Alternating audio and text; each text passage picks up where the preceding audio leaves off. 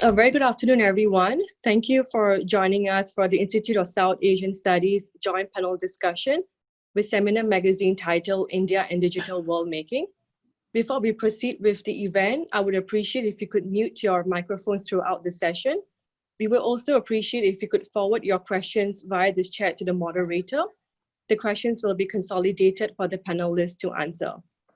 This afternoon, we are happy to have with us the following panelists: Ambassador Latha Reddy, Distinguished Fellow, Observer Research Foundation, India, and former Deputy National Security Advisor of India; Ambassador Mohan Kumar, Chairman, Research and Information System for Developing Countries, India; Dr. Karthik Nachappan, Research Fellow, Institute of South Asian Studies and South Asian Studies Program, NUS; and Mr. Arinderjit Basu, Research Manager, Center for Internet and Society, India. Dr. Anand Padmanabhan, Dean of Daksha Fellowship and Visiting Fellow, Center for Policy Research, India, will moderate the panel discussion. I will now invite Dr. Nachappan to give the opening remarks. Dr. Karthik, please. Thank you, Roshni. I want to thank you all for joining us this afternoon for this webinar on India and digital worldmaking, based on the July seminar issue, which maps India's interests, positions, and views on the global governance of technology. Over the last few decades, technology has become ubiquitous, playing a fundamental role in our lives. Technology has also become a force differentiating nations and how they go about growing their economies and safeguarding their national security. How technologies are developed, used, and deployed by state and non-state actors have social, political, and economic effects. Some of these effects are transboundary in nature. For instance, problems like the growing spate of attacks on cyber infrastructures, the consequences when social media platforms are used to stoke ethnic, racial, and communal tensions, the misuse or abuse of personal information of citizens acquired through online commercial or social interactions, personal information that can occasionally be used to create algorithms that deepen bias and prejudice, digital trade rules that disfavor foreign firms, and the deployment of weapons and related technologies for both civilian and military use.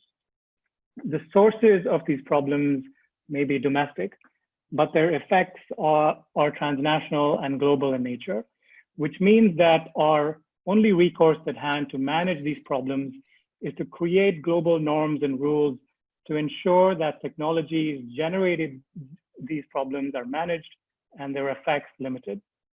Thus far, regimes and frameworks that have spawned to manage the global governance of technology have been somewhat piecemeal and inchoate, less effective, influenced by geopolitical rivalries that major powers who seek to shield their technology firms and industry from the constraints imposed by potential global rules. But international regimes governing technology exist, managing issues like the internet, data, cybersecurity, AI, drones and autonomous weapons, dual-use technologies, and social media. Since the late 1990s, India has been engaging with international organizations, regimes, and multilateral frameworks governing technology and digital issues. How has India fared here? How is India engaged with these multilateral technology regimes and frameworks as technology continues to transform India's economy and society and influence its foreign policy and national security? And what can we expect going ahead from India as these international regimes evolve and the effects of these technologies worsen? My colleague Arinderjit Basu of the Center for Internet and Society and I assembled a group of highly knowledgeable and grounded technology policy experts to help us tackle these questions in a series of thoughtful essays that were just published by Seminar magazine in their July issue. The issue includes articles that unpack India's interests and behavior with respect to global technology issues and how Indian officials have engaged with regimes governing issues like data, AI, cybersecurity, social media, 5G, autonomous weapons, and dual-use technologies, and what the future holds here. This webinar will also deal with these issues. Before we begin the discussion and I pass the floor to our chair, I want to thank Anand Padmanabhan, Dean of the Daksha Fellowship, for moderating this discussion. There's no one better placed than Anand to speak on matters involving India and technology. I also want to deeply thank Ambassador Latha Reddy, the Observer Research Foundation, and Ambassador Mohan Kumar, the Research and Information Systems in India, who have both joined us to speak on the global governance of technology and how India features across various economic and security regimes that have emerged. Both Ambassador Reddy and Ambassador Kumar have decades of experience and knowledge on the issues covered, and we are very grateful to them for joining us today. Finally, I want to thank Professor C. Raja Mohan, Director, Institute of South Asian Studies, for his constant support on this issue, and for connecting us to Tejbir Singh, the editor of Seminar, who kindly gave us an opportunity to write on these matters for his magazine. With that, I will pass the floor to Anand for his opening thoughts and to moderate the discussion. Thank you, Karthik. I hope I'm audible. In fact, it's very interesting that you closed your opening segment with Seminar and Dr. Raja Mohan, because I owe a great debt of gratitude to Seminar and Dr. Raja Mohan. When I came back to India in 2016, I resumed my career rather with the Carnegie Endowment, and Dr. Raja Mohan was heading the regional office. And under his mentorship, we began a technology and policy program. And the very first research assignment that we took on was a special issue for the Seminar, which was titled Digital Dividend. Came out in, I think, August 2016. And soon thereafter, we had Cambridge Analytica. And I think from that point, I mean, it's really been a watershed moment, right? Because what we called digital dividend turned out to be, in some sense, a bit of a digital disaster, because from there on, I would say that the world of technology policy has been pockmarked with one controversy after the other, with Cambridge Analytica being the first in a series of important watershed moments from a policy and regulation point of view. But be that as it may, for us technology policy researchers, it has actually been a great time to look at how really domestic policy is intersecting with international conversations and norm setting in the area of technology, whether it is cybersecurity, data, e-commerce. I mean, we've all witnessed massive amount of activity. So for someone like me, a lawyer trained particularly in the domestic norm setting, this has been a huge eye-opener, because I have seen a lot of interaction between what the foreign policy world is engaging with, what Ministry of External Affairs is engaging with in India, with at the same time what Ministry of Electronics and Information Technology, what Home Affairs, and what a bunch of other different more domestic facing ministries have been engaging with in the context of norm setting in technology space in India. So I would really say that 4 years later, seeing an issue like yours coming out is a huge, step up, for all of us who are engaged with technology policy. Because when I compare the digital dividend issue that we took out for Seminar with what you have done, both Arindrajit and you have done, bringing together many researchers looking at these issues, I think what you have really done is do a more critical evaluation of where we have gone in the last 4 years. And I think that evaluation was really the need of the hour. Like I mentioned, there have been huge tectonic shifts in the way that technology policy is shaping up.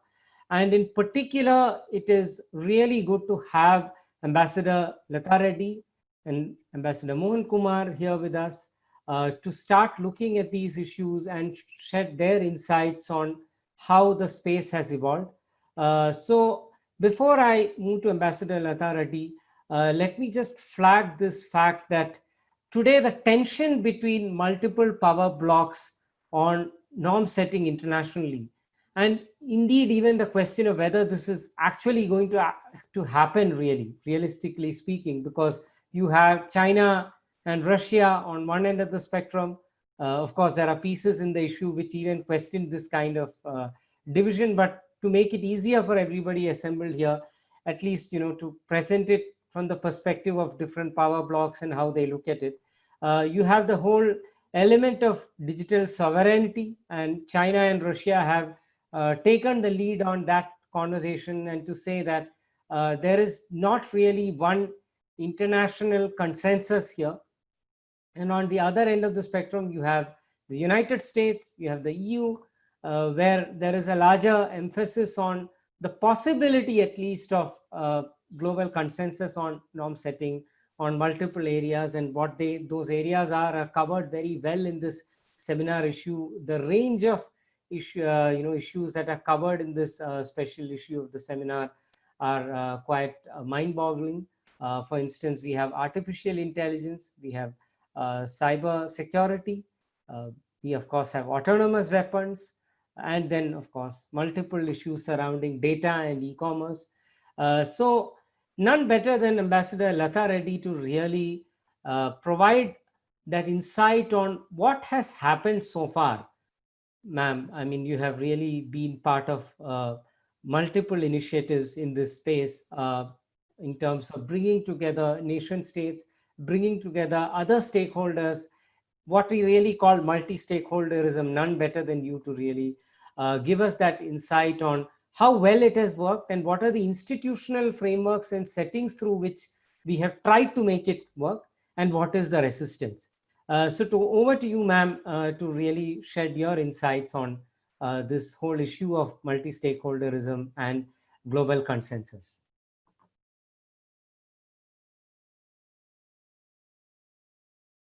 Thank you so much. Thank you, Anand. Thank you, Karthik.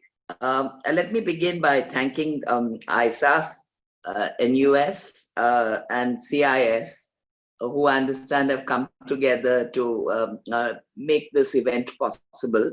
And I too have read the seminar magazine issue that you referred to, Anand, with great interest.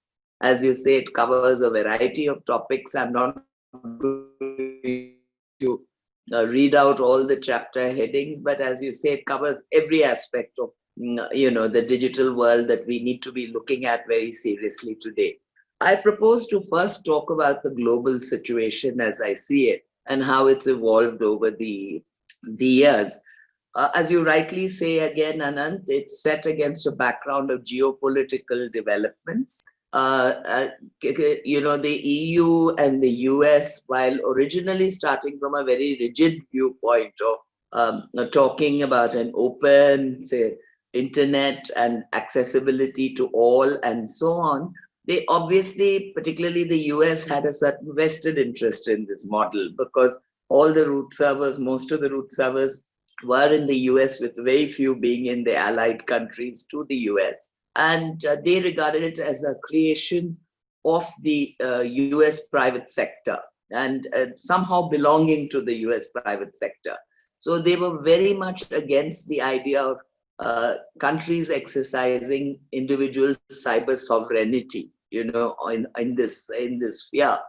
And it was a somewhat, as I said, vested interest in the part of the US, and the EU, which was a good ally of the US and profited from this viewpoint, went along with it. But over the years, the situation changed, because suddenly countries were facing national security problems where they themselves needed to ask companies for access to certain information in order to, address issues like cyber terrorism, track certain wanted criminals, and so on.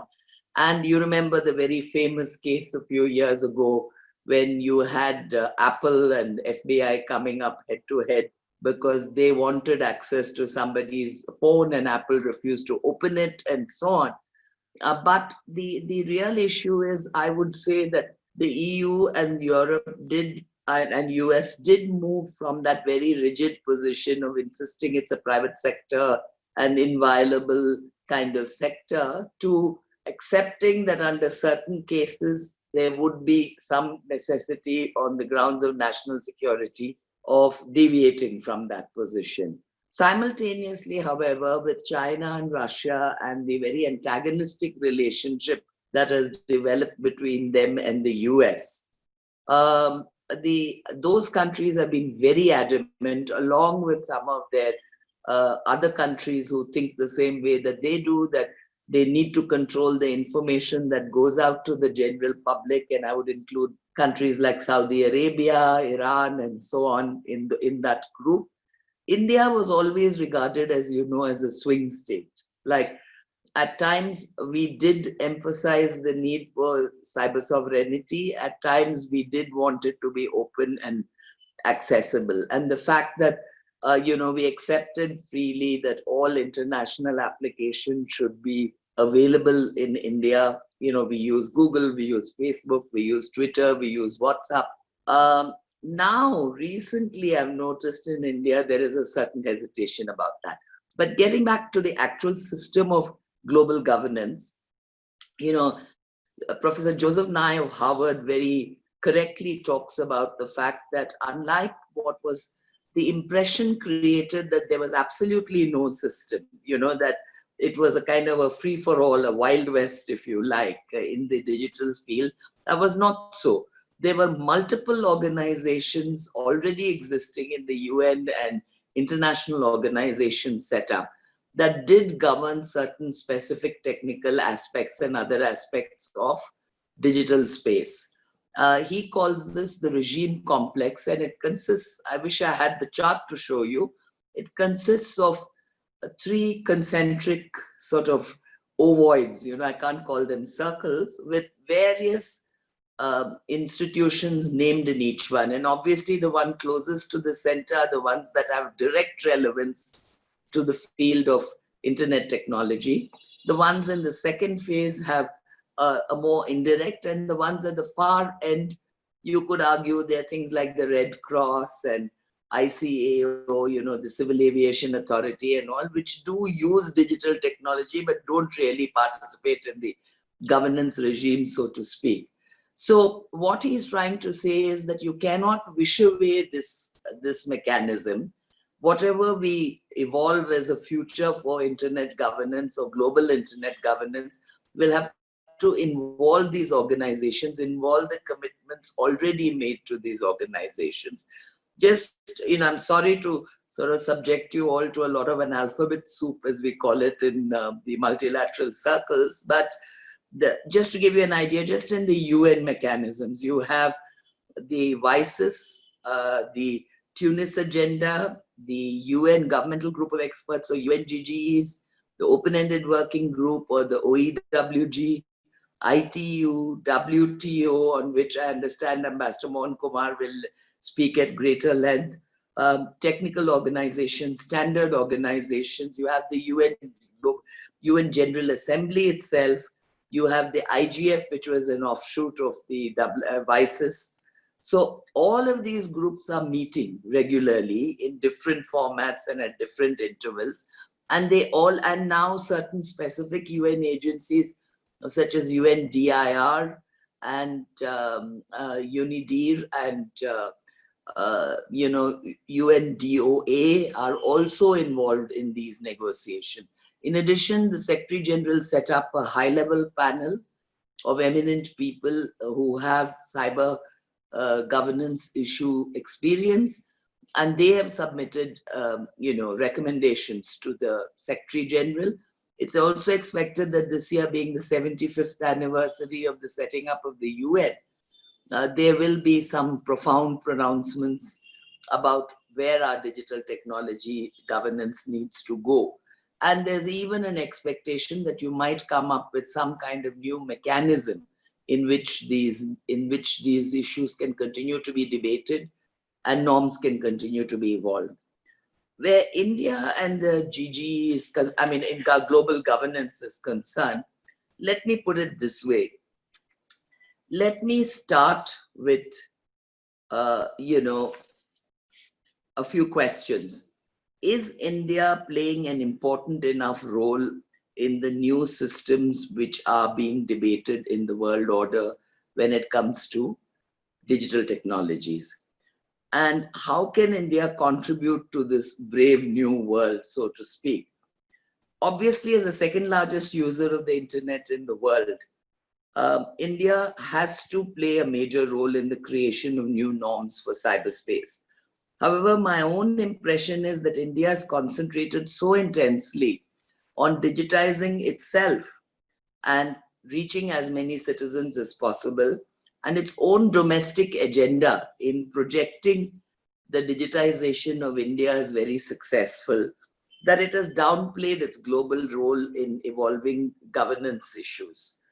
In repeated statements, Indian political leaders have been emphasizing the growing numbers of Indians using the internet, the social media and the mechanisms linked to the internet, such as Aadhaar, Jandan accounts, and the digitized system of granting benefits to citizens.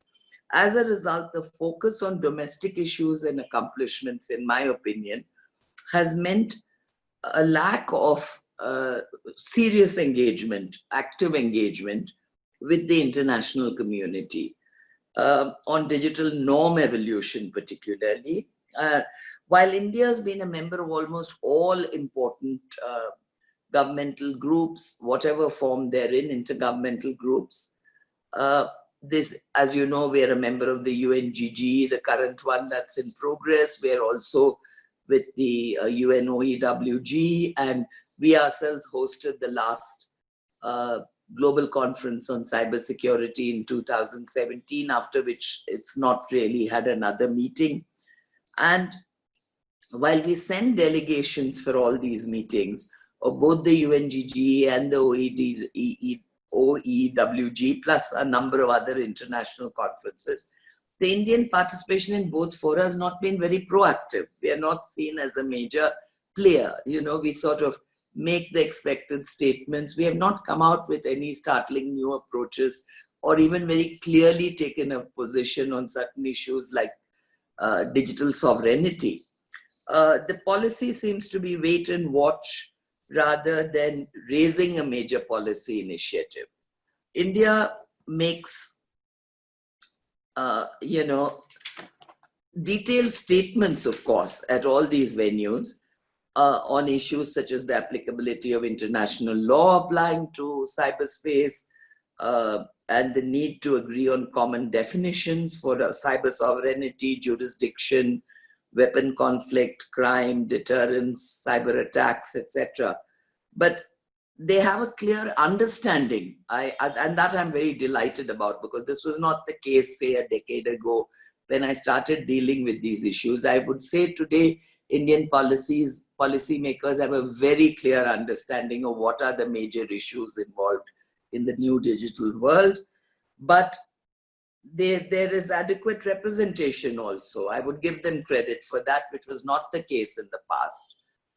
I recall an instance as recently as 2012 when, nobody really knew what was the resolution that was introduced in Geneva, to set up a small body of 50 nations to look at digital governance. And, most ministries were kind of puzzled what this was all about, including, I have to say, the Ministry of External Affairs. Since then, it's changed a lot. I think there's a general understanding is very, very good. But India does not really, at the moment, emerge as a thought leader or an active player in the global governance system on cyber technologies or any of the advanced technologies. And that, I feel, is a pity, because we are going to be always one of the largest users of all these technologies. We have a great opportunity to become a hub for development of these technologies.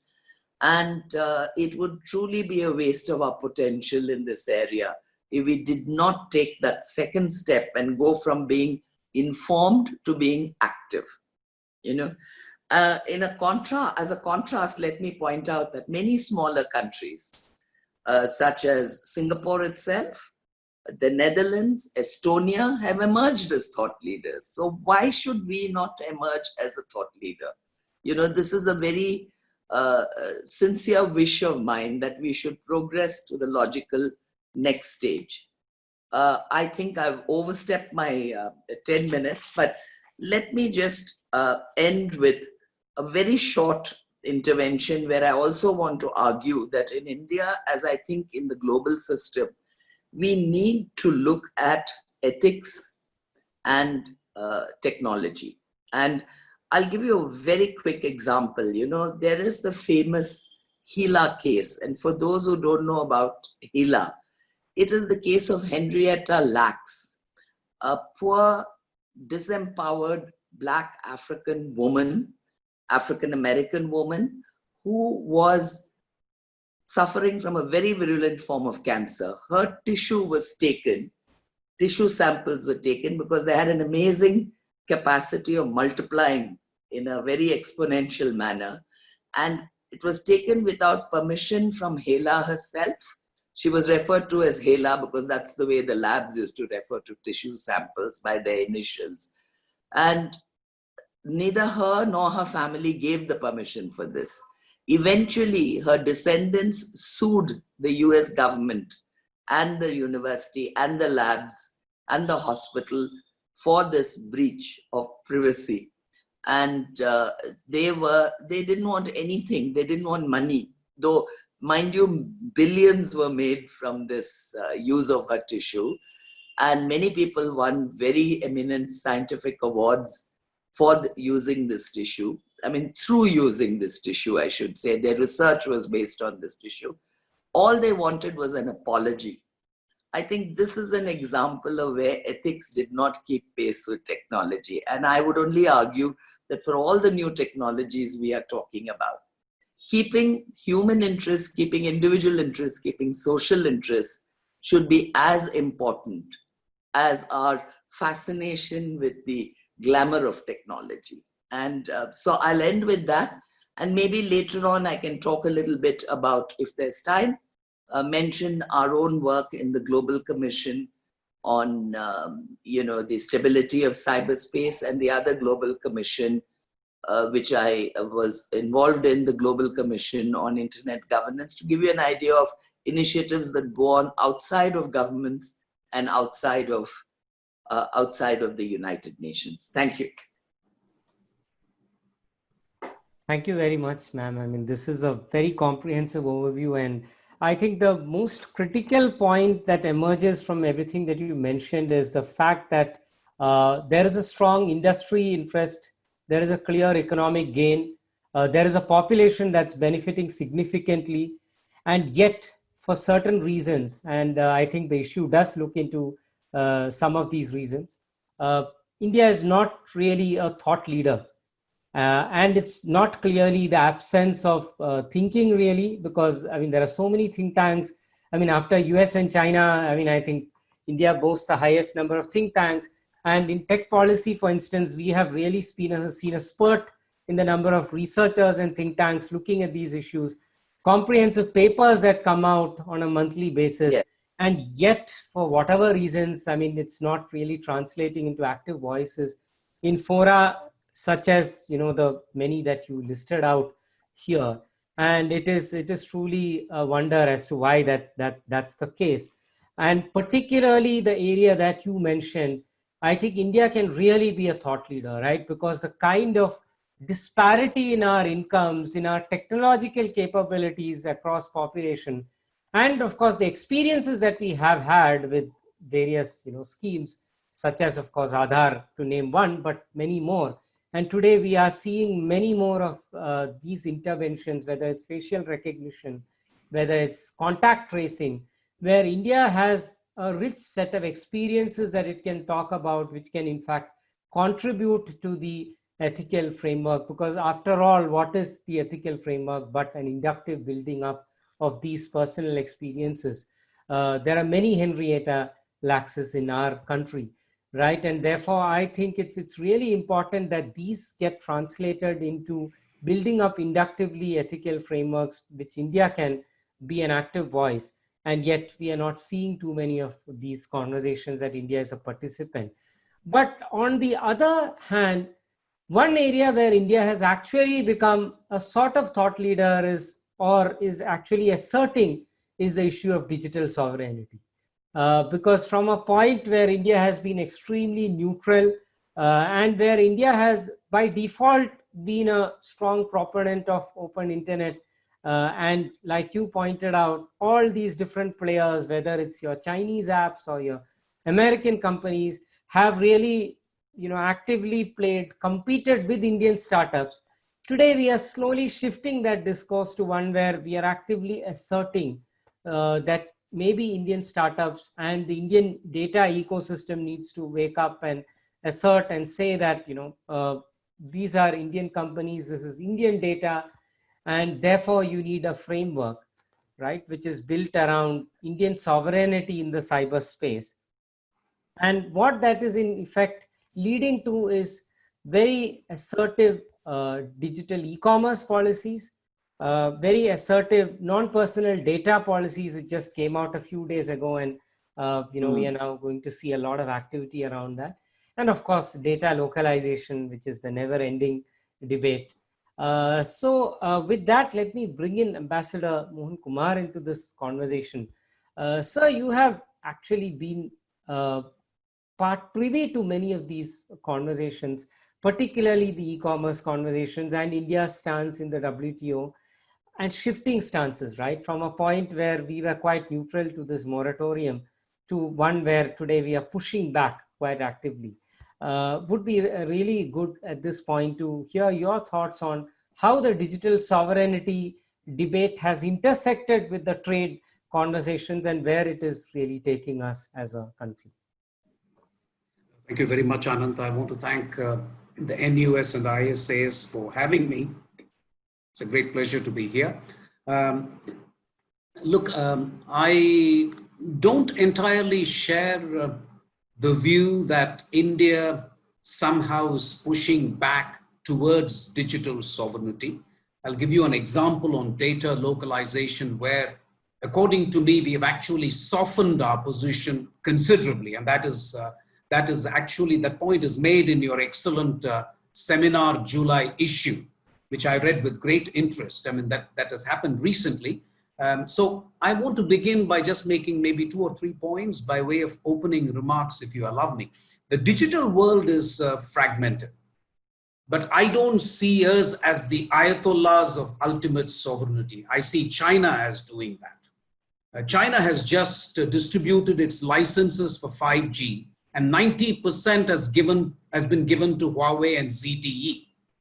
There's a token license which has been granted to Ericsson, Nokia. So if there is an ayatollah, it's probably China, which represents, to me at least, the ultimate of data sovereignty, where they don't share their data at all with anybody else, frankly, or very few. And obviously, you know that a lot of companies are not allowed to function there. So you have China at one end of the spectrum. You have the United States at the other end of the spectrum. That is, I think, a fair point that you made, which is that they just, the French call it GAFA. GAFA stands for Google, Amazon, Facebook, Apple, Alphabet. And GAFA has a free run.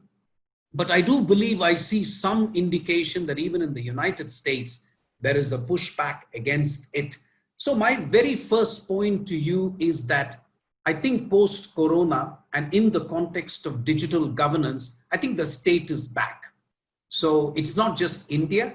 I think if you see the Christchurch call for action, if you see the Paris call for action, I think the state is going to play a role.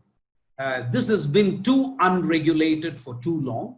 So the state is definitely going to play a role. The question is, as you rightly hinted, we don't want an overbearing state, because that kills the very spirit of digital flows and, you know, the enterprise and so on. And that is the real trick with regard to India. I also think the digital world is increasingly becoming strategic and political. You see the 5G issue, which has caught the attention of the press today, that UK is going to now not give it to Huawei, but to others. Singapore did something end of June, which is it gave its 5G licenses to Ericsson, Nokia, and not to Huawei. And we know that Singapore, is joined at the hip with China. And in spite of it, the Singapore licenses have gone predominantly to Ericsson, Nokia. So I wouldn't underestimate the strategic angle. and the geopolitics when you talk of digital governance. Now, having said that, I will switch to an area with which I am familiar. So thank you very much for letting me speak to that, which is that when we did the WTO rules in '95, obviously those rules never contemplated electronic commerce. So it's very hard for India or anybody else to say that the existing WTO rules are adequate and that they can be made applicable mutandis mutandis to e-commerce. I don't buy that. By the way, I speak frankly, even though my think tank, which I head, is funded by the External Affairs Ministry, I'm taking the liberty of speaking because I don't belong to the government. So I do believe we need new rules for e-commerce. That is the decision India has not made.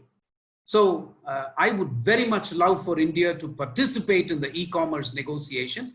This echoes something that Ambassador Latha Reddy said, which is, we participate, but we are not ready to take the bull by the horns and really be a thought leader, as she said and as you said as well. So we are not doing that.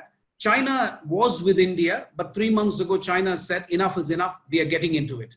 So my question to Indian negotiators is, if China can completely close its market to Google, Amazon, Facebook, Twitter, Gmail, and then get into these WTO e-commerce negotiations, what prevents India from doing it? I mean, we are open, for God's sake. We are the most unregulated market, according to me. So I would say that the European Union's general data regulation, the general data protection regulation, is something I think that India can live with. So I see an emerging alliance between EU and India when it comes to digital governance. It will be very difficult for us to buy the American point of view, and obviously we are not going the China way. So I would say that European Union, India, if we can try to build an alliance on common understanding, and I'm in fact looking forward to the virtual summit tomorrow between Prime Minister Modi and the EU President, and I hope this is one of the conversations that they will have in the context of WTO. We must try to bridge differences with the EU. Having said that, there are some key issues on which India has to make up its mind. One is this famous moratorium on customs duties on electronic transmissions. We agreed to it in '98, I must say at the time it was felt that you really can't cripple the internet at that stage with customs duties. So we thought we needed an open regime. Now there is a pushback from some countries, and UNCTAD is coming up with studies saying the loss of revenue is so considerable for developing countries. And it's also been pointed out that during this coronavirus period, a lot of sales has happened through e-commerce, frankly. So even more revenue has been lost. So this is a decision that India will have to take. I think it'll be very, very difficult for countries to overturn this moratorium. This moratorium is showing all signs of being permanent. And a lot of regional trade agreements have already got a clause which says that you cannot impose customs duties on electronic transmissions. Assuming India continues to abide by this moratorium, I would nevertheless say that India will be very interested in what happens to the French model of digital services tax, which the French and the UK, the French in particular, unfortunately, the United States has just announced yesterday that they're going to retaliate against France by putting duties on wine and Hermes handbags and Christian Louboutin shoes. It's unfortunate in my view, because I thought that for India, if we can agree to a moratorium, but if you nevertheless give us some leeway to impose a digital services tax, then that might compensate India. And I thought we can keep the internet without customs duties. But how much traction there is for this digital services tax, I don't know. The OECD, which is the forum in which these negotiations happened, has been stalled because the Americans have pulled out. I was addressing the OECD just last month and they said to me, the Americans have pulled out. They've said, no, we don't want to negotiate this anymore. And I learned, as I said yesterday, that the Americans may be imposing punitive tariffs on France for this. So again, I would emphasize some entente between India and the EU on this issue, because it would make it easier for India then to accept a moratorium. I think a digital services tax, provided it is kept to very low limits, is not unjustified, frankly, because these companies are using data, they are accessing data, they are monetizing data. And if you even agree half-heartedly to the statement that data is the new oil, why would I give my oil free of cost to you when the Saudis are charging whatever they are charging? So, it doesn't make sense. So we will have to deal with that. The third issue, which is related to the other two, but I think it was alluded to by you, which is the issue of the free flow of data, which means it actually points to data localization, right? I mean, if you don't agree to an unimpeded free flow of data, what you're saying is some data needs to be stored within the country or within the jurisdiction. India's angst in this regard is twofold. One is access to data abroad when it becomes a matter of law and order or justice. And we found it extremely difficult to access the data for our fugitives, for economic offenders, and so on. I mean, privacy considerations are put forward and then we can't have any access. On this issue, I'm happy to say, which your seminar magazine points out, there has been a shift in India's position from a boilerplate position where we have said all critical data must be stored in India. I think we have now narrowed it down to sensitive personal data. And it would appear that that is something on which we can find a common ground with EU. Because sensitive personal data is what it is. Of course, we have still not been clear. We are defining non-personal data as everything which is not personal data. That's kind of tautological. You need to have a clear idea of what you mean by critical personal data. I still think sensitive personal data can be narrowed down. So data localization is an issue on which actually India has made positive, it's a positive shift in India's position. I see that as very welcome. The other one I would say is data privacy in terms of consent. And we have issues in India because half the country is illiterate, or at least technically illiterate, if not, alphabetically illiterate. And then you need the explicit consent of the owner. So how are you going to fix this in a country like India? So that is the real issue when it comes to data privacy, because you don't want data to be abused without the consent of the person. And there are some suggestions which I think have been put forward. Again, I believe we can live with the European model. The European model is not acceptable to the Americans just now, but it is proving to be quite a resilient model because the Europeans have decided, and they have already signed an FTA with Japan, where they forced the Japanese to agree to the European model for e-commerce, this privacy. So I think the Americans will have to negotiate with the Europeans at some stage. I would just say for India, we shouldn't go beyond the European model. That will be very difficult to justify. And from my conversation with all interlocutors who know more about this than I do, I think we can live with the European model, frankly, on data privacy. That brings me perhaps to the last point, which is the source code for an algorithm. And there is this Indian obsession with policy space. All of us who have been diplomats know this. Whether we use it or not is a different issue, by the way. And Karthik's book points to that. But you need policy space. So you're always looking for margin for maneuver. And therefore you are saying, what if we need access to source code for an algorithm? And in most of the regional trade agreements that the Americans have concluded, they have said you are prohibited from asking for the source code for the algorithm. Whereas that is, I would say that this is one of the most difficult issues for India, because not many countries will be willing to share the source code for their algorithm with the third party countries, and the circumstances have not been clearly defined. I would say the last point in terms of India's position, I agree with what Ambassador Latha Reddy says, which is we should be a thought leader, we should be taking more active part and leading this debate. One thing that might shift India's position into doing this is the recent investments of Google, 10 billion in India, Qualcomm investing in or Qualcomm or Facebook investing in Geo. Those kind of investments are not technology neutral. Those investments will have a big position on how India approaches these things. You can't expect Google to invest 10 billion and then say, I will take an Ayatollah-like position on all issues. I don't expect that to happen. So there will be a shift. But I agree with you that our position evolves at snail pace, or rather glacial. Really, there has been a very small evolution that is not fast enough. But that is also because I think we've got caught up, as Ambassador Latha Reddy so eloquently said, our own digital infrastructure is so inadequate. And this has been brought to sharp relief during Corona. You know, all of us are expected to work from home. And many of my colleagues say, listen, we can't work from home.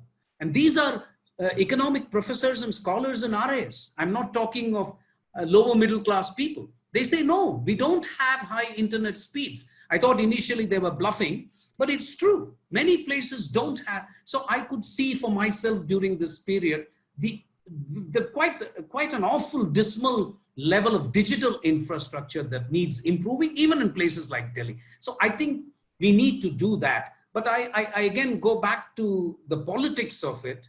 And it does seem to me that a unified digital governance is going to elude us because of the 5G issue. The 5G issue now, with Singapore and UK being the latest countries to decide not in favor of Huawei, you're going to have an island of countries which are going to have Huawei, and you're going to have another set of countries which will have Ericsson, Nokia, Samsung, whatever. So I think this fragmentation is something that I would want policy makers like Ambassador Latha Reddy, who serves as a commissioner on the Global Commission, to take into account, because one of the things, as I understand it, is for the Global Commission to also see how we can have a world without borders, really, to try and see if everybody can benefit. That dream, I'm afraid, is now dead, because I don't see the Chinese pulling back, and I don't see the others giving in. So I will conclude here, Karthik. I'm sorry, Anant, and I hope we can have a discussion on this in your Q&A. But once again, thank you very much for this opportunity. Thank you, Ambassador. This is really interesting to see the kind of positions that India is going to be compelled to take on multiple, of these issues. In particular, the point that you made about the moratorium and historically how it had come about and how it was seeded into multiple trade agreements. And today the choices in front of the country, as we know, of course, there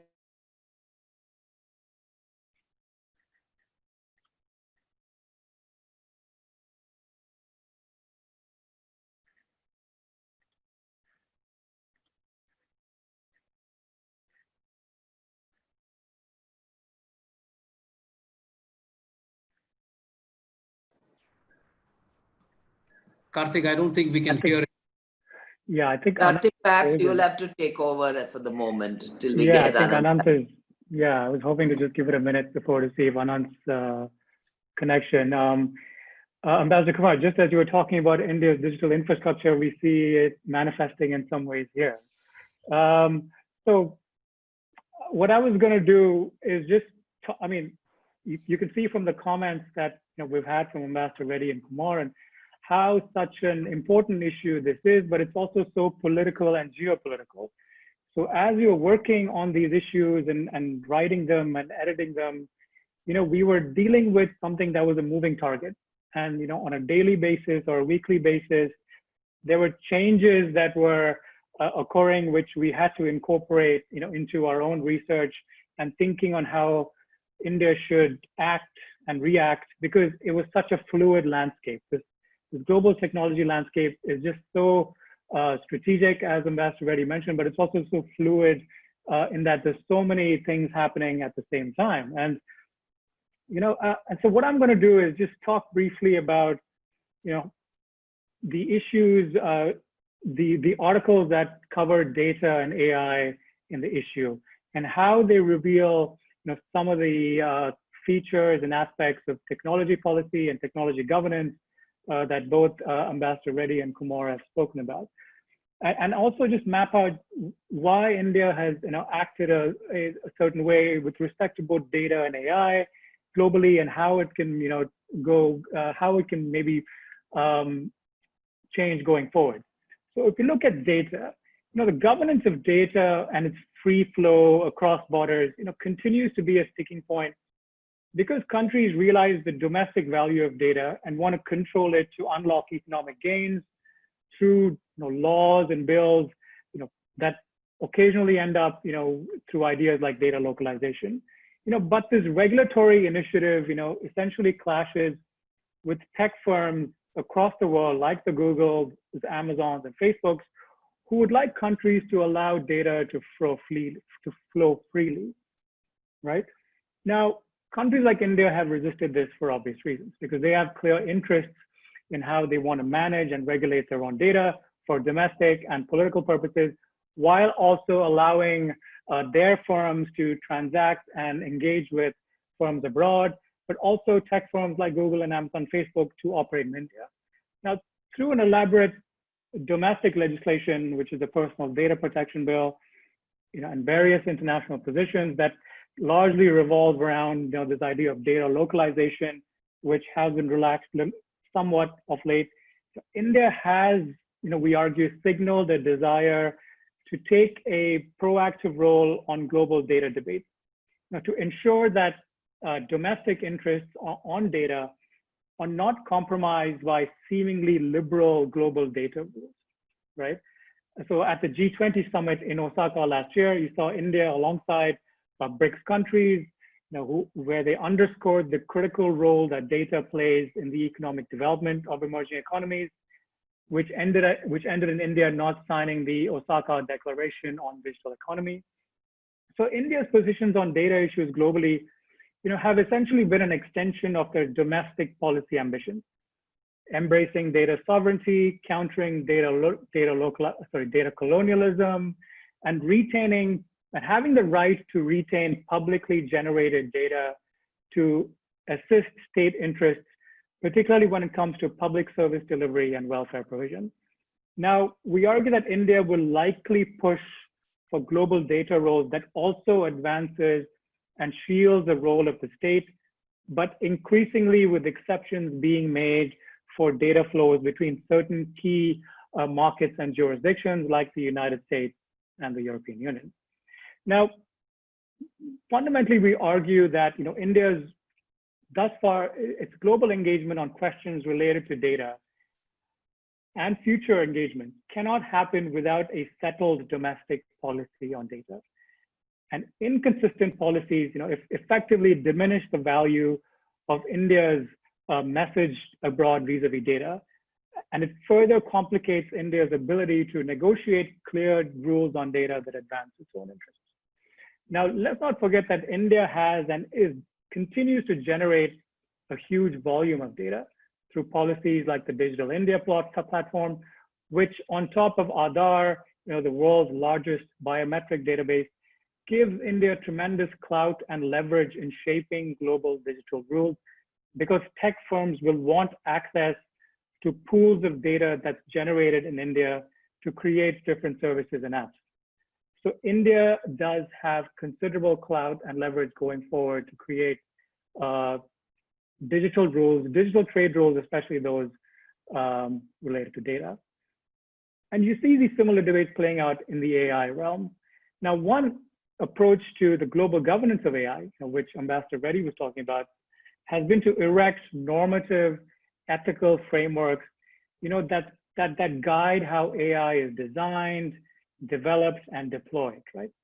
And these frameworks are largely used by different stakeholders to indicate their priorities, considerations, and in some cases explicitly spell out, how AI will and will not be pursued.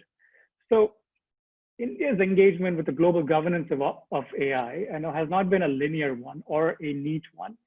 Partly also because there exists a patchwork of initiatives in place at the global level.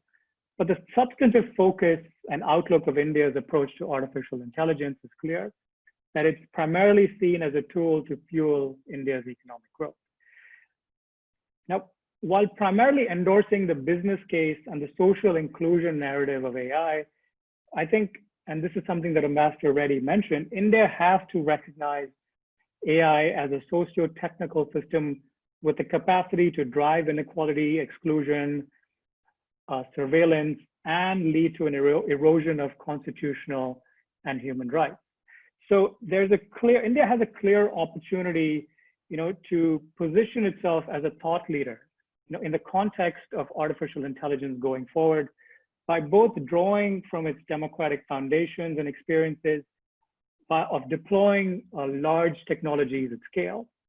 Now, and we argue, and Vidushi Martha's piece in the issue argues, that India should engage more with the strengths and limitations, of AI systems, and establish a deliberate and future-proof strategy for the design, development, standardization, and deployment of AI technology.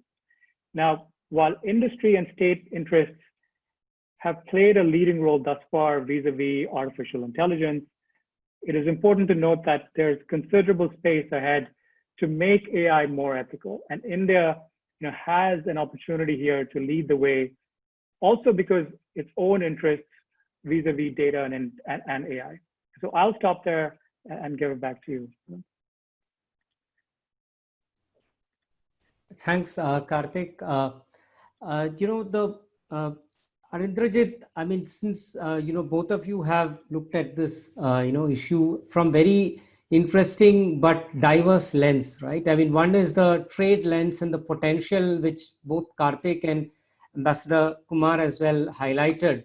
And the other is the major issue of, law enforcement and security and cyber security too now, where a lot of these conversations really come to a breakdown, right? Particularly because nation states feel threatened that, we can't really do much, and we need to really have way more control over access to data, access to communications, right? So beyond the economic interest, law enforcement has conventionally been a strong determinator of the policy positions that countries take and the way that norm setting happens and the tensions, which are out there. Right. So, and one of the interesting things that the issue makes, which I found quite compelling too, is the fact that a lot of these issues surrounding law enforcement and issues surrounding cybersecurity and issues surrounding free speech, right, are very culture specific. So there's a huge cultural context, and therefore even arriving at a global consensus on these issues might actually be quite difficult, to achieve, right? So in that spirit, would you like to weigh in on some of the security concerns which, have determined some of the positions taken in the issue and the views that emerge from the special issue? Thanks. Thank you, Anant. I might face the same issue. My internet's been great till now, but it's been a little choppy in the last 10 minutes. So I hope that Ambassador Mohan Kumar's point doesn't ring true for me as well. So thanks. I think just before I come to the security question, I just think when we phrased the problem, I think what we had asked all contributors and authors to do was look at three questions. And I think both in the economic lens and in the security lens, I think those questions were answered very effectively. So three questions were: what is the global state of affairs at this present point in time? Second is, what are India's domestic policy developments that have some level of linkage with the global space in that specific issue? And third is, therefore, what has India done to really take some of these global developments to the domestic developments to the global realm? And as everyone thus far has commented, the third part really hasn't happened as much as it should be happening. So I'm still audible, right? Yeah, okay. So just on the security aspect, I think there are 4 key trends that I'd like to point out that were highlighted in all the articles, the 4 articles in the issue. So it is very neat.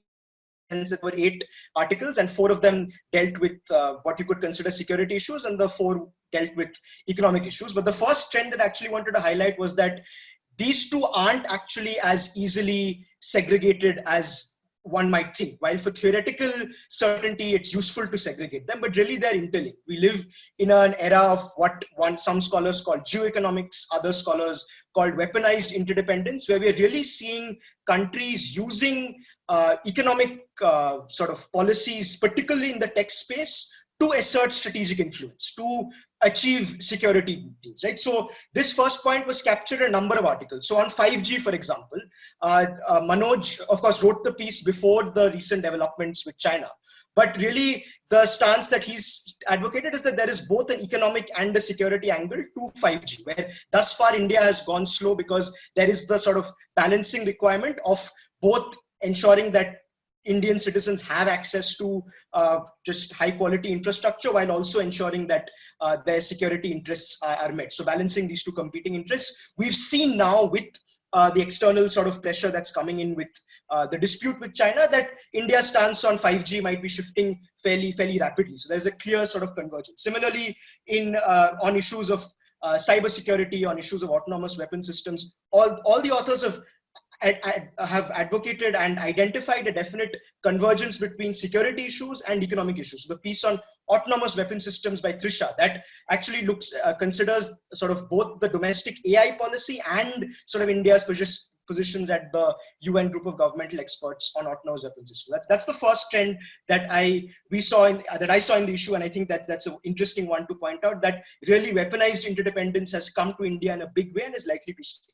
The second real point that I have advocated for in my writing previously, and I was really happy to see pretty much all the authors also referred to, and also Ambassador Latha Reddy explicitly referred to this point, is that to bring in a rights-based or if you can call it ethical-based framework to the way we conduct these security debates, right? So India is uniquely positioned to have decades of a rich constitutional jurisprudence that preserve both civil and political rights and socio-economic rights, right?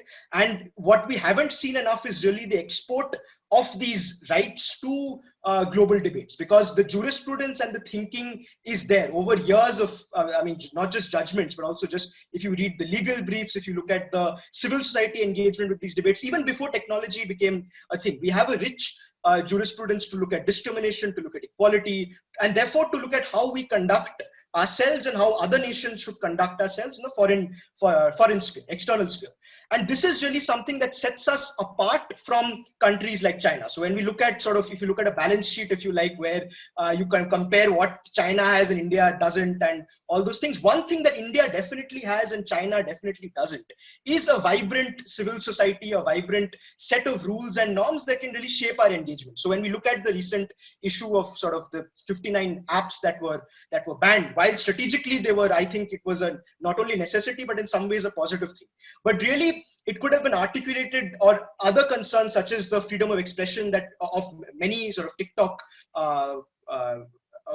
influencers or TikTok participants, particularly in non-urban spaces, were their rights impacted? Could there have been further thinking on that? So, so many, we can really use our rights-based framework to set us apart from China, and a vibrant civil society that continues to engage with the government on so many different issues. And I think that's not happened enough, but the issues actually point to this, the articles in the seminar issue. So for example, the article by Samir and Arun on the missile, on the export control regimes actually look at how dual use surveillance technology has harmed Indian journalists in the past who have been spied on. And they clearly point out how actually positioning ourselves on export controls can help preserve human rights, not only global human rights, but also human rights that are part of the constitutional schema. Again, in the 5G context, Manoj refers to privacy and security. The third trend is that India and that's already been identified, is that India has been what Manoj calls going slow on 5G, or what Trisha calls playing the long game on autonomous weapon systems. Gunjan notes in her piece on international law, she notes a lack of, while India has commented on international law at global fora, it has been nowhere as profound as some of the other countries that Ambassador Latha Reddy mentioned. Like we look at Estonia's statement on what they believe certain provisions of international law, how they apply to cyberspace. It's so profound and it really brings in a lot of thought. And there's no reason why, given India's rich tradition of engagement with international law in the past, and really the talent that the foreign policy establishment and the legal establishment have in India. We've been doing fairly well at the ICJ, for example. So why is it that we have not articulated a clear stance and becoming a thought leader in terms of how international law should be applied? Because right now it's only a limited handful of countries that have made this statement, and again, this is something that we have not done yet. So far we've been really playing the long game and being reactive to external events, but it's time to start being proactive and become a rule shaper, as Karthik also identified in his book that India has been in the past.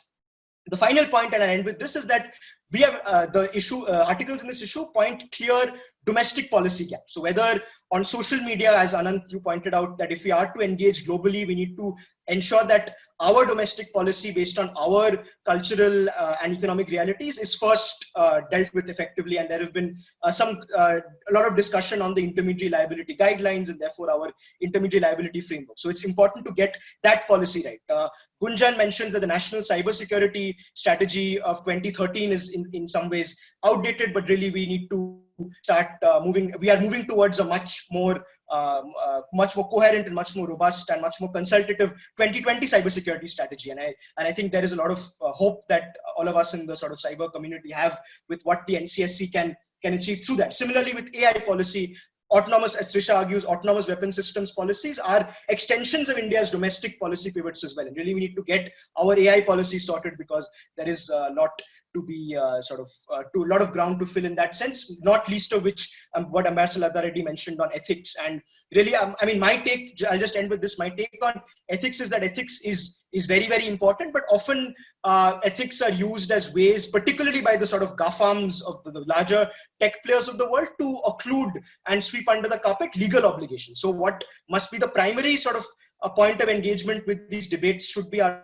constitutional obligations. And then on top of that, as Ambassador Reddy already mentioned, ethics should also play a core element in regulating the space. But on both these grounds, both in terms of our constitutional pivot and in terms of the ethical frameworks that we've developed, I think we've fallen short. But there, as everyone's identified, there is real scope to be a thought leader. And my hope is that sort of with discussions like this, with issues that thanks to Seminar and Karthik for giving me this opportunity, I hope that we can really start more concrete discussions in this space, because till now, I think even the academic and policy circles on technology have, while they've pursued foreign policy in some ways, also there is scope to really do more and sort of do more interdisciplinary research, where the foreign policy community comes and sort of works on outputs with the sort of what is the tech policy community in India. So I think there's a lot of scope for us doing some of the things that everyone on this call has already mentioned. And I'm looking forward to even the discussion today to help us clarify some of these thoughts. Thanks, Arundrajit. We don't have any questions so far, so I'd urge all our participants to start posting their questions in the chat window. But while we await those questions, I have one common question to all of you, and we could begin with Ambassador Reddy. This is to do with the involvement of private actors, right? And in particular, this is an area where, and Arundrajit rightly pointed out the role of big tech. And I think in this conversation, we have so far focused lesser on that element and been more focused on how India, through its various governmental agencies, is driving policy norms. And I think it would be good to sort of have that one round of your thoughts on how private actors are shaping the narrative. And Ambassador Reddy, you could connect some of this to your work in the GCSE and multi-stakeholderism as well, because that's an area where we would like to know more of your thoughts on how the GCSE works. And if you could tie that with the role of private actors, that would be a good place for us to begin this round of conversations on the role of private actors. Thanks so much. In fact, while I was listening to all of you, I was jotting down some points on both the work of the Commission as well as the role of private sector, in fact. So let me begin with the role of the private sector. Now, let me just tell you what's happening globally. Let's say Microsoft or Siemens and many others in the international private industry involved with these technologies have been doing some fantastic work. The Microsoft spearheaded the Cyber Tech Accord. They set up the Cyber Peace Institute. The Siemens set up the Charter of Trust, So there have been very remarkable things done by the private sector. In addition to that, I'd also add the work done by non-governmental bodies. And there I would include think tanks like ORF, obviously, in India, and the Carnegie, both Carnegie India and Carnegie internationally, East-West Institute in the US, the Center for Internet Studies also in India, the Hague Center for Strategic Studies, Chatham House, and the Center for International Government Innovation, which is in Canada. The Paris Peace Forum has been a very important area, as Mohan also has mentioned earlier. And so have organizations like the two global commissions that I've been associated with, the Global Commission on Internet Governance and currently the Global Commission on the Stability of Cyberspace. So what I'm really driving at is the need for multi-stakeholder engagement in the whole evolution of norms, policies, and to what extent can they be brought into governmental negotiations as well. I think this is very important. Having said this, let me also talk about, the work of the commissions themselves. For instance, a Global Commission on Internet Governance was, I think, the first very high-level body to be set up with representatives from various countries, from various disciplines, various domain experts, and that was chaired by Carl Bildt. We were supposed to talk only about internet governance, but I think because it was the first of its kind, it tended to talk about everything, and we came up with a huge number of recommendations and ideas. We had to include paragraphs on inclusion, on a whole lot of other issues, cybersecurity itself, which was not really the remit, and so on. I would say the second Global Commission, which I'm co-chairing, has been a little more focused on the specific issue of how do we keep the internet itself stable, or how do we keep cyberspace stable, and therefore we did not get into as many issues as the first Global Commission. It's a 28-member commission with two co-chairs, myself and Michael Chertoff, who used to be the Secretary for Homeland Security in the US. And we had a 3-year remit. So we actually presented our report in November last year, and it's available on the website of the Global Commission. And what we came up with was 3 specific framework issues which we focused on. One was, as I said, multi-stakeholder engagement. I think that's very important. There's a lot of frustration about the fact that in the UN system, there is active opposition from several countries to engaging others who are not representatives of government on an equal basis. It's like, we'll take your inputs, but you can't sit at the same table with us, right? So that's not really helpful. The second thing is the principles of cyber stability itself. What do we mean by cyber stability? How do we ensure that the system stays stable? And thirdly, the development and implementation of voluntary norms. I would have preferred it to be binding norms, but as you know, it's very difficult in an international group like this with so many different views to get everybody to come on board with a suggestion for binding norms or things that will mean that governments have to enact laws. But even a total commitment to voluntary norms is better than no commitment at all. And we also proceeded on 4 principles. One was responsibility. Everybody is responsible.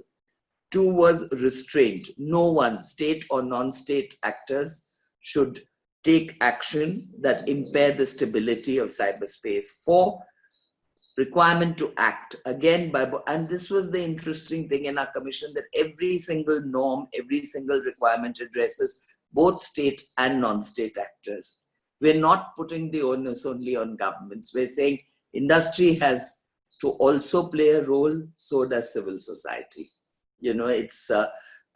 Certainly we're not saying governments have to do everything the same way that we don't say that governments have to evolve everything. And so the last one was respect for human rights, which ties into a lot of what Arande was saying about human rights and what I mentioned about ethics.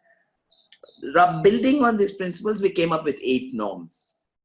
I think I'd also refer to the 15 norms that were agreed by the 2015 UNGGE. I think these two are the most comprehensive set of norms that we've been able to evolve universally. The UNGGE obviously binds the 20-odd governments who have signed on to these norms. Ours is essentially universal. We are calling for everyone to adopt these norms. And the interesting thing is our norms have been actually formally endorsed by the EU, the Cybersecurity Act. So I would again here go back to what Mohan Kumar was saying, that Mohan, you mentioned that the EU would make a logical partner. I think so too. And I'm hoping very much that one of the things that will come out of the tomorrow's summit, provided it doesn't get completely overtaken by the pandemic, is some kind of agreement that we will work together on these areas as well. And they actually have made it part of the EU law, you know, the new agency for cybersecurity set up by the EU.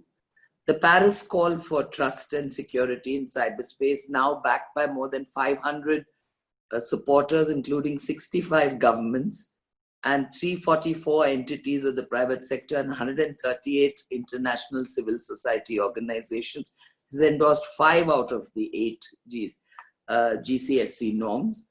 And the Tech Accord is an alliance of more than 106 companies. So I think this shows you how you can have a genuine multi-stakeholder platform. And I think that was the idea that France had, you know, that it should not be purely government driven, that you have to bring in everybody. And I'd like to see the same kind of approach in India.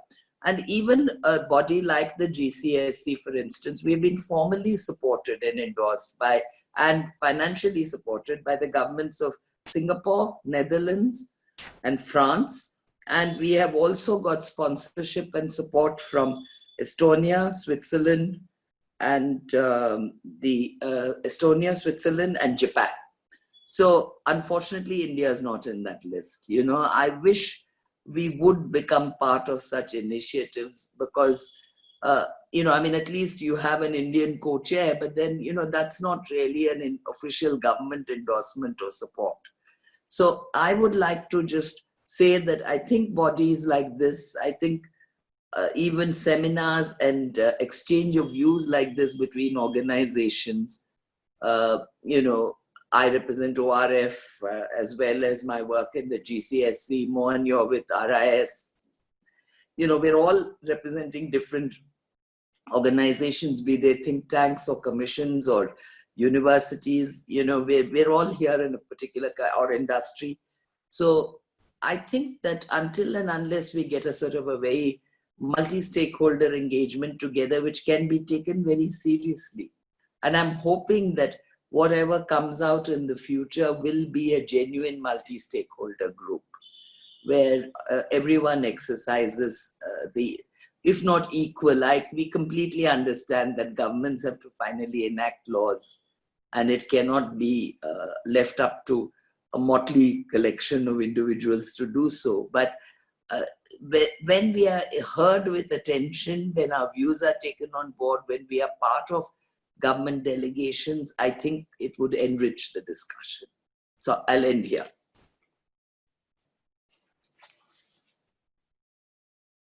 Thank you, ma'am. I think there is a very comprehensive mapping there of the role that private sector is playing internationally. You did mention that, you know, that this same pattern is in some sense were playing out in India as well, and you hope that it does. I mean, coming to you, Ambassador Kumar, I mean, there is some of that happening, right? I mean, a classic example is the iSpirit and the kind of push that iSpirit has in the last, you know, few years done towards shaping India's indigenous norms when it comes to privacy, when it comes to data sharing, when it comes to, of course, building technology products. And finally, of course, aspects relating to trade as well. I mean, the whole push towards this restriction on free flow of data, I don't want to attribute it to any particular entity, but I think there is a strong, domestic tech industry that today is speaking openly and vocally about this whole issue that, Indian data is being used by foreign players to monetize, and we need to figure out ways in which, that value can be captured internally. And one set of answers is, things like the equalization levy, and another set of answers goes to measures like data localization. So we would like to really hear from you on how prominent you've seen this whole private sector space and influence playing out when it comes to digital trade. So very difficult to add to what Ambassador Latha Reddy has said. I thought she made a comprehensive response of everything that needs to be said. So I'm grateful to her, but I just want to maybe just make some additional points. That's all really. One, I think India is sui generis, and that's a problem for me. I don't, with the possible exception of Africa, I don't think there is a country which has so much of a digital divide. This needs to be borne in mind. We are not Estonia, certainly, and we are not even, I would say, Sri Lanka or Singapore, for that matter. So we are in a very peculiar situation. I would say three important stakeholders and the complex relationship between the three will determine, I think, India's eventual position. And I was very struck by one of the statements in your seminar magazine that we are the most cyber attacked country in the world. I didn't know that. But I'm grateful for that magazine for educating at least somebody like me, because there's so much in one place that I'm going to keep it. And I didn't realize that we were subject to so much of cyber attacks. So I will begin with the government, whose job is really twofold, whose fundamental objectives are twofold. One, obviously security, because we are the most cyber attacked country in the world. It's a duty of the government, really. Nobody else can do it. So that is one. The second, obviously, is to bridge the digital divide. We don't want a situation where the digital divide gets accentuated, so that is one. The second is obviously the private sector, which for obvious reasons will be interested in profit, but we also hope the private sector will bring in large doses of innovation for India, because India needs that kind of innovation, frankly. So I hope foreign investment and private sector will do that, and will also try to bridge or help the government bridge the digital divide. What we have done in mobile telephones, whatever you might say about Government of India's policy, the 2G scam and everything, I constantly hear others telling me that, listen, your costs are so low that this has enabled a complete democratization of the use of mobile phones in India. That should not be forgotten. I mean, it's been quite a massive success from that point of view. And now to use mobile phones for, Jandan schemes and other things for even payments, I think it's been a remarkable experiment. So we wouldn't want the digital divide to get accentuated. And to some extent, the private sector has to ensure that. How they will do it, I don't know, because there has got to be some cross-subsidization of costs somewhere. Since I am now convinced personally that we cannot continue to go by L1 as we did before with telecom equipment.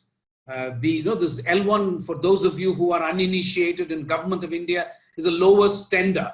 And if you do lowest tender, no prizes for guessing which country will get all the orders. So everybody knows that. I think we have gone past L1 now. There has got to be some way in which the private sector can play a role. I think, as I said earlier, Qualcomm, Facebook and Google investing in India will have implications for India's policy. I have absolutely no doubt.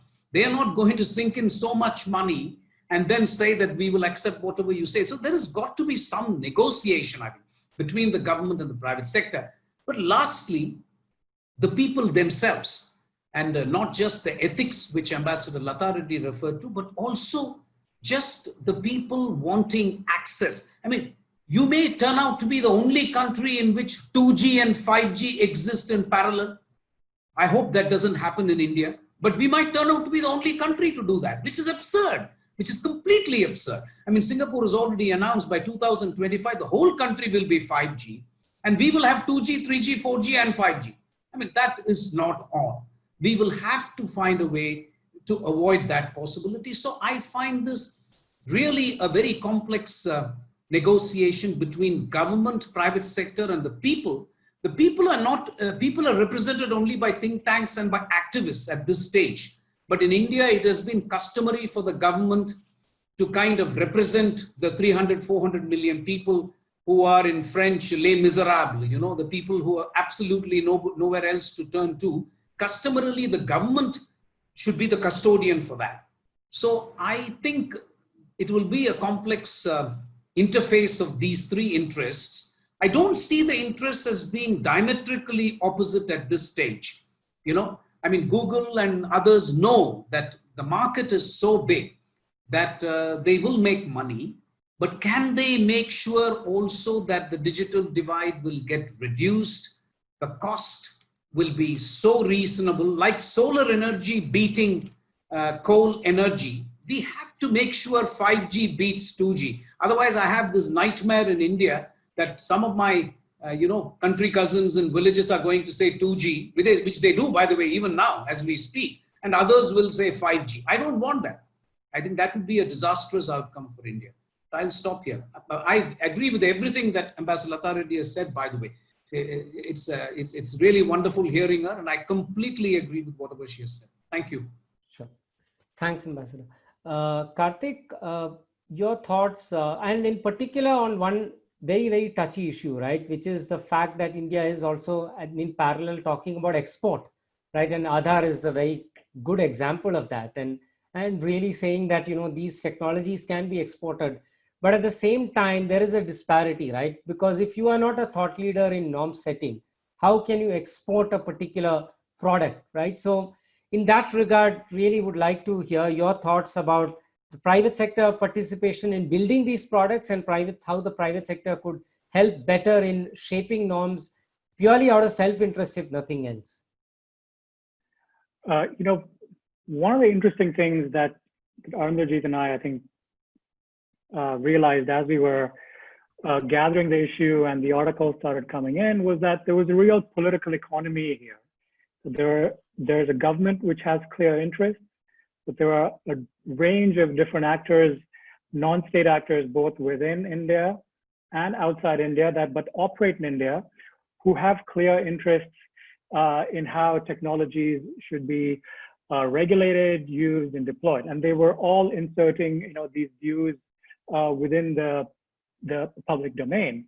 And it was interesting just to, just disentangle who these different actors are, what their interests and preferences are, and how they're impacting policymaking.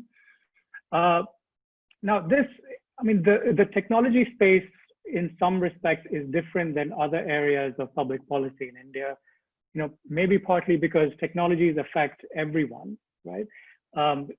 Depends if, no matter if you're an individual, if you're, part of an organization, firm, community, ministry, agency, it has an effect and an asymmetric effect on you,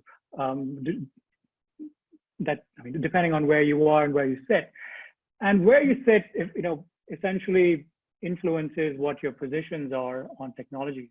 So, in one way, there are a lot of material financial interests for a number of the tech firms, right? They control data, and they use data to develop and create new products and services. And they want to have some influence over the kind of domestic rules, but also global rules that affect what happens in vis-a-vis data regulation. So that, I think there's a clear material and financial interest that's driving a lot of the private sector, especially the firms who are articulating their interests and preferences into the public domain.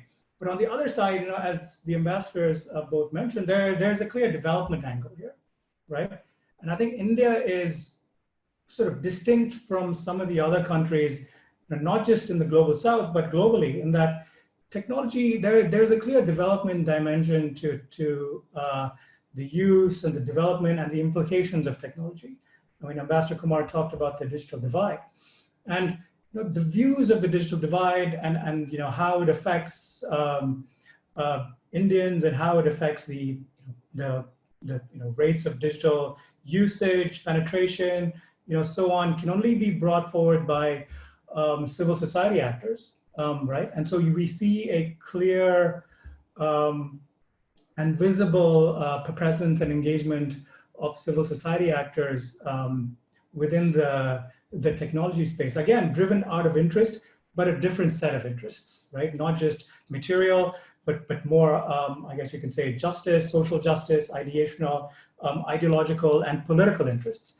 But I think going forward, I think there has to be more work that should be done on how much power that big tech has, within countries. And you see this debate happening in some countries, especially the United States, and the influence of big tech on policymaking vis-a-vis issues like data, AI, and so on and so forth. And I think that needs to increasingly happen in India as well. And one article in our issue, by Dividend Joshi, talks a little bit about the critical dimensions of data governance, right? And the incorporation and the clout and leverage that certain private actors have, within this space relative to others, and how that should be balanced vis-a-vis some of the other forces going ahead. So in some ways, it's by design. The private sector has some extra knowledge and capacity on some of these issues, but more and more, I think it's going to be driven both by interest, especially material interests, and ideological interests and political interests, to ensure that laws does not compromise social justice concerns, the views of certain groups within society, and so on. So I'll sort of stop there. Thanks. Arindrajit, your final thoughts on this whole issue of private sector involvement? Yeah, hi. I think I'll also try and respond to, I think there's been a great question by Tobias in the chat as well. I'll try and incorporate that into my response. So the first thing is that if we look at private sector involvement, and Ambassador Reddy's already pointed out how Microsoft and Siemens have taken lead roles in shaping norms.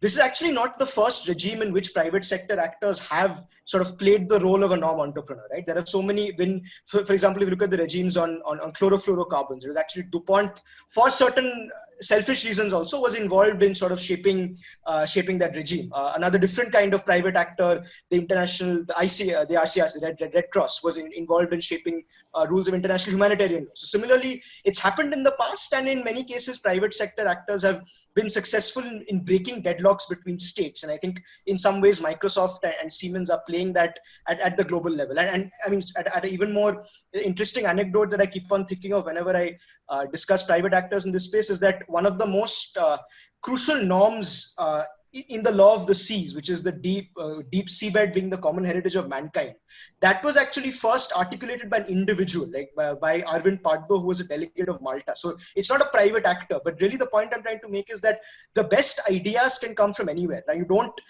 see Malta as sort of one of the most powerful militarily or economically powerful countries in the world. But the point is that they were that thought leader in this space, and really we should be open to ideas from any stakeholder, regardless of their size or their power. And I think these historical examples put that into a little bit of context. With regard to the specific question that I think Tobias put and Karthik also referred to, I think there are two angles. One is that we are clearly having a influx of big tech investments into India. So the number of partnerships that we are seeing with Geo is sort of, it started with a huge partnership with Facebook, but there is that sort of investment of Chinese technology companies who are already playing a huge role in India for a few years now. There is an excellent report by a think tank called Gateway House, which Samir Patil contributed to that. He's from that think tank, and they really have dissected the extent to which China has sort of economic influence and Chinese investments are playing a role in India. But now we are seeing, with this ongoing decoupling with China, we're also seeing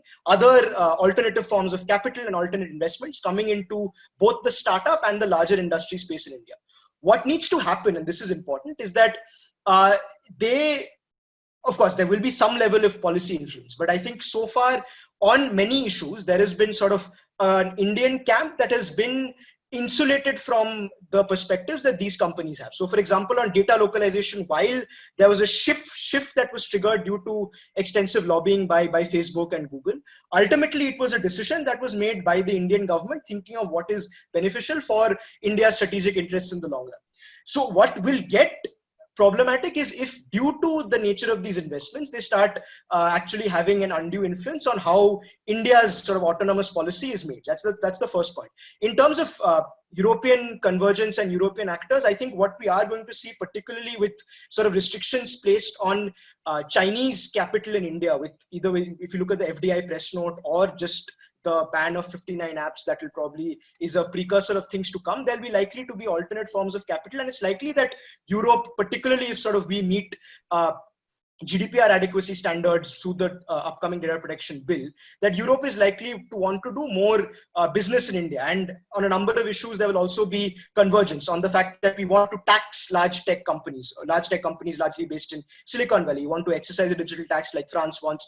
Europe is also grappling with the concept of digital sovereignty. So they've put forward a strategy which is still in its draft form that talks about data as a public good, much like our economic survey spoke about last year. But they're still sort of not sure of how you balance collective sovereignty of the people of a state as a group with individual sovereignty. I think those are similar tensions that we are grappling with, both at the private sector and at the sort of national level. And I think the answers to these questions, much like in Europe, will come in conjunction with the private sector. So there's not only the economic alliance that is sort of likely to increase given the and I'm not saying exodus, but given the restrictions on Chinese capital, but there is also the additional angle of us being on a very similar trajectory, both Indian private sector and the government, as we grapple with these questions of technological sovereignty and how data is to be treated. And I think on that front, there is much to be learned, both on the economic and sort of just diplomatic exchange front between India and Europe.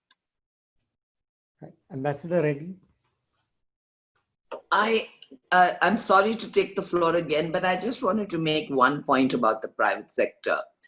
That is that in my experience, I set up the first joint working group between the government and the private sector in India in 2012, and we came out with a report of how we could work together. What I was disappointed with at that time was that because we decided to request the industry associations, whether it was CII or NASCOM or FICCI, to come forward. We also invited other groups, the mobile operators and so on, to nominate people. At least in the case of the major trade industry bodies, they nominated representatives of multinational companies that were not Indian, who headed their IT committee or whatever. And what I realized was that these companies, while technically they were Indian subsidiaries and argued that they were Indian companies and therefore could represent Indian interests, essentially did not represent Indian interests. And after my retirement from government, I have been talking to people in major companies, because I can see that it would be very difficult to for the smaller companies, however bright, however active, to get that sort of access to government. But surely companies, and I'm talking about companies like Wipro, TCS, Infosys, etc. But I don't see an appetite in them for being policy makers. I don't see an appetite there for being a thought leader. What I would love to see is a CEO of one of our Indian companies being heard as vocally, as actively overseas on these issues as, say, somebody from Microsoft or Siemens or the other examples that Aranjit mentioned are heard. And I think that's something we should really give some thought to, because yes, they do talk to the government and they have their own interests in mind, and perhaps the interests of the sector as a whole in their mind. But are they really contributing to policy discussions? And I think this is something that really needs to be debated in India, since we were talking about how we can improve the systems of governance in India. I think one way is if we can produce at least one world-class level thought leader from Indian industry, completely India based, or at least India headquartered. I have nothing against multinational companies, but surely for Indian industry, it should be an Indian company that should be speaking. So I just wanted to add that point. You're absolutely right, ma'am. I mean, I think technology in particular is an area where we're not really seeing the kind of interventions that we would hope for from the private sector. And part of the reason could very well be that many of our startup founders, by the time the company reaches a critical mass, are sort of selling out to the Americans or the Chinese. And that is a larger problem with the kind of political economy that we have built around India's technology ecosystem. I think this has been a fascinating conversation from multiple different lenses. Of course, the fact that the seminar issue itself is on India taking leadership, or at least a thought leadership position, pitching itself for that kind of position in the technology space, and where we feel that there are gaps.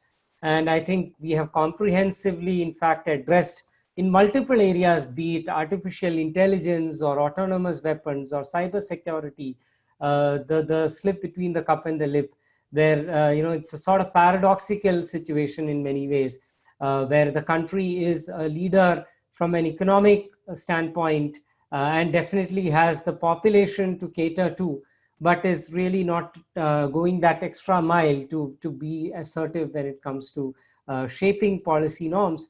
And similarly, the whole question of the public versus the private, and what really is the role of the private sector in shaping these norms. I feel on both these counts, we have really made a lot of headway through this conversation in exploring the role for India and Indian private sector in shaping these norms. I hope this is the first or part of many more conversations, and that there are many more issues like the seminar issue that Karthik and Arindrajit have generously contributed their time to edit and come out with. And of course, a big round of applause to seminar as well for promoting such initiatives, and to ISAS and CIS for supporting these initiatives.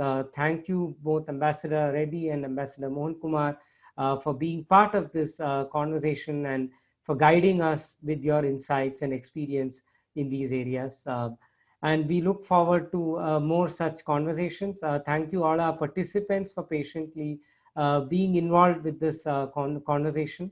And we hope that we follow this up with more such conversations from ISAS and CIS as well, and ORF and RIS. Thank you all for your patient hearing. Thanks. Thank you so much, and goodbye. Bye. Thank you, Anand, for moderating this panel so well. Yeah. Thanks, Arindra. Anand, thank you Yes, again. thank you.